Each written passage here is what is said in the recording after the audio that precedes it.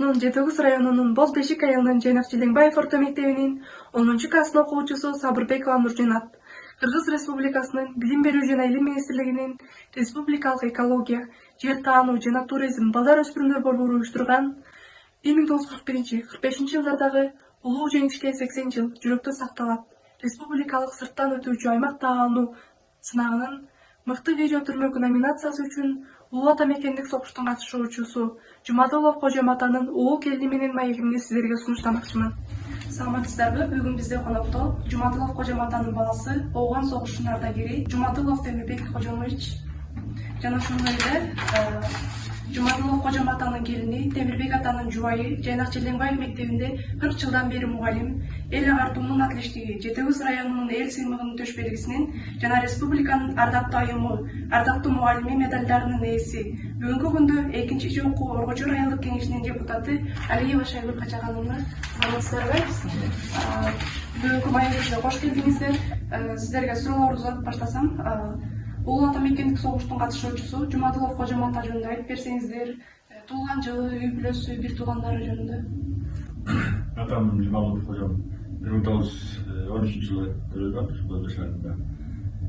Ошол жерден чоңоюп 4-классты аяктап башталыш мектепти.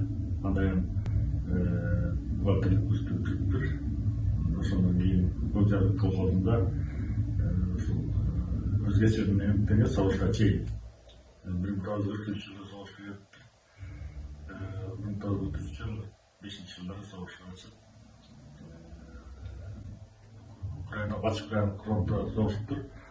Украинаны Польшаны Германияга алып бошотууга катышты. Кайсы аймактарда болгон, согушка кандайча кантип барып калган? Согушка баягы мамлекетке чыккан кеткен мекенде болгонго. Ошо айтпадымбы, Украинада бошотууга катышыптыр. Польшаны, Германияга немистерге бошотууга катышкан. Ата энеңиздер согушка чейин жана согуштан кийин эмне жумуштар менен алектенишкен? Атам ошол эме бухгалтерлик курстан бүткөндөн кийин ошол Кылгер колхозунда бухгалтерлик бескермиктен согушка чейин. Энем болсо 1928 туулган. Ордок айтса, согушка чейин комсомол жардам иштеп, мен исполкомдо кызматкер болуп иштептир. Согуш бүткөндөн кийин мектеп иштеп, андан кийин үй кызматкер болуп иштейт. Кожом Атанын кандай сыйлыктары, наамдары бар? Атам баргандай ошо курстарды окуп, мектепти окуптур. Биринчи операциядан алган, андан кийин старший болуп наам алып, минибат расчеттин командиры болуптур. Ошондон согуштун аягына чейин командир болуп кызмат этиптир да. Рахмат. Суроону Шайгүл эжеге узатсам, сизге согуштан кийин башынан өткөн окуяларын айтып берчү эле, окуялардан билсеңиз бизге бир айтып берсеңиз. Ооба, биз белим болуп келгенден кийин ушул атам согуш мезгилин эстегенде көз алдына элестеп, ушунчалык капаланып, кайгырып, анан өзгөчө согуштан кайтпай калган бир тууган, энемдин бир туугандары, эки бир тууган деген Сөйтпү Мамбет деген аталарды эркектери жөнүндө айтып, өздөрүнүн бир күнкү окуясын айтып, ушунчалык кайгыруу менен эскерген күндөр бар.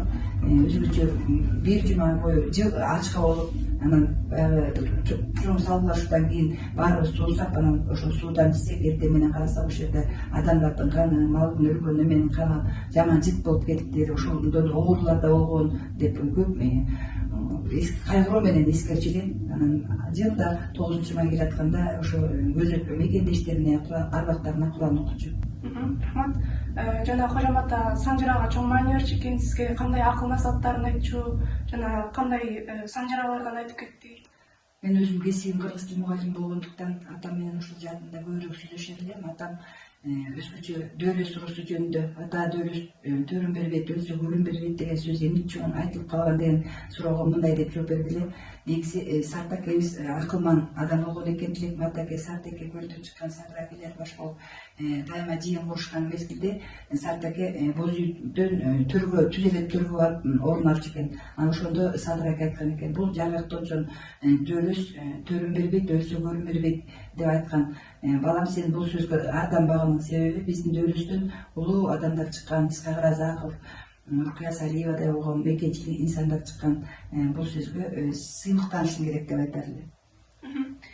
Темирбек ата, сиз дагы атаңыздын жолун жолдоп, мыкты тарбия алып, болгон согуштун ар дайыр экенсиз. Ошол тууралуу кыскача айтып өтсөңүз. Мен ушул окуп жүргөн убакта армияга өткөм, 1979 жылы армияга чакырылган. Белорусияда служба эткем. Ошондон кийин анан бир жылдан кийин Афганистан согушу башталып, ошо жака 1979-80 жылдары ошол жерде кызматта жүрдүм. Рахмат, сиздерге эркин сөз, азыркы жаш муундарга кандай акыл насааттарыңыздарды айтасыздар? Эми бүгүнкү күндө улуу жеңиштин 80 жылдыгы болуп атат. Бүт эле ошо Советтер Союзу мурдагы азыркы СНГ мамлекеттеринин баарында 80 жылдыкка чоң даярдыктар көрүлүп атат. Мен жаш муундарга келечектери кең болсун, билимдери бийик болсун, акылдары тунук болсун, ыймандары ыйык болсун, ар бир инсан өз мекенин коргогон мекенчил инсан болушун каалап кетмекчимин. Мамлекетибизде өсүп өнүгүп, анан тынчтык болсун демекчимин. Мен айтарым, келешек жаштардык дегендей, биздин кыргызстаныбыз өнүгүшүн ошо салымдарын кошсун. Ал үчүн окуш керек, билим алыш керек, билимдүү болуш керек, мекенчил болуш керек. Ошол мекен үчүн баягы өз жан берилген даяр болуш керек. Ушуну каалайм. Ушуну менен биздин маегибиз аяктады. Келип бергениңиздерге терең ыраазычылык, ден соолук табыңыздар. Рахмат. Ушуну менен бүгүнкү маегибиз аяктады.